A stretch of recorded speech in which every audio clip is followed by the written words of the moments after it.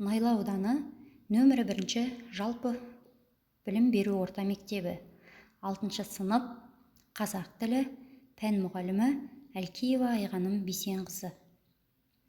Сәуірдің 6-сы бүгінгі өтетін сабағымыздың тақырыбы кітапхана мен кітаптың маңызы. Осы сабақ арқылы жүзеге асатын оқу мақсаты мәтіннен негізгі және қосымша ақпаратты көтерілген мәселені анықтауға бағытталған нақтылау сұрақтарын құрастыру. Үстеудің мағыналық түрлерін ажыратып, синонимдік қатарларын түрлендіріп қолдану.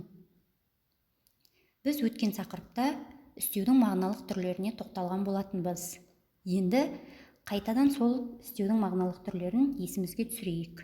Мезгіл үстеу, мекен үстеу, мөлшер үстеу, сын қимыл үстеу, мақсат үстеу, себеп салдар үстеу және күшейткіш үстеу. Енді осылардың әрқайсына жеке-жеке тоқталайық. Мекен үстеу қимылдың болу орны мен бағытын білдіреді. Қайда, қалай, қайдан деген сұрақтарға жауап береді. Мезгіл үстеу қимылдың мезгілін білдіреді. Сұрақтары қашан, қашаннан бері. Себеп салдар үстеу қимылдың болу себебін, салдарын білдіріп, неге, не себепті, неліктен деген сұрақтарға жауап береді. Сын қимыл үстеу қимылдың жүзеге асу амалын білдіреді. Қалай, қайтып, қалайша деген сұрақтарға жауап береді.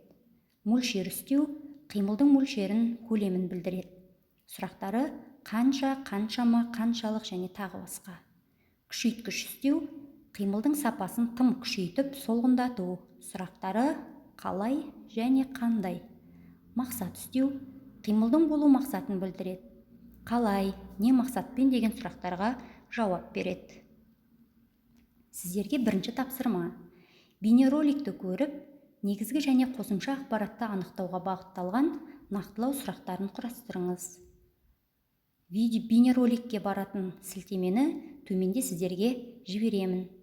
Сол арқылы аталған тапсырманы орындаймыз. Екінші тапсырма. Мәтінді оқып, үстеудің мағыналық түрлерін анықтаңыздар. Әр адам құндылықты өзі іздеп табуы керек. Бұрын оқығандарымның ішінен өзіме ұнаған, тіпті кейде қайталап оқитын кітаптарым бар. Олар менің ең жақын достарым деуге де болады. Жауап таба алмай, ой сенделгенде көмекке келеді. Жанымды тереңдетеді, санама сабыр береді, іздегенімді тауып олжал етеді. Сондай құнды дүниелерім бар. Шындығында сіздерге айтуға қызғанып отырмын. Меніңше, әр адам құндылықты өзі іздеп табуы керек. Бәлкім, менің оқығандарым басқаларға жаңалықта емес. Олар мектеп қабырғасындағы оқып тастаған болар. Дегенмен, көрнекті философ, ойшыл Макиавеллидің жазбалары қызықтырды. Мемлекет қайраткерлерінің көзқарасы, қалыптасқан ойы, өмірбаянын, саяси тақырыптағы жазылған очерктерін оқығанды жақсы көремін.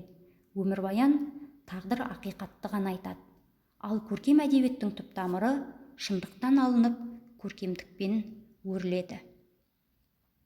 Және үшінші тапсырма перфокартамен жұмыс. Бұл жерде сіздерге 7 түрлі үстеу берілген, және сол үстеулерді үстеудің мағыналық түрлері бойынша жіктеп жазасыздар. Үйге тапсырма. Кітапханадағы оқиға. Шағын эссе жазыңыз. Сөз саны 50-60 сөз болуы тиіс. Назар аударғандарыңызға көп-көп рахмет.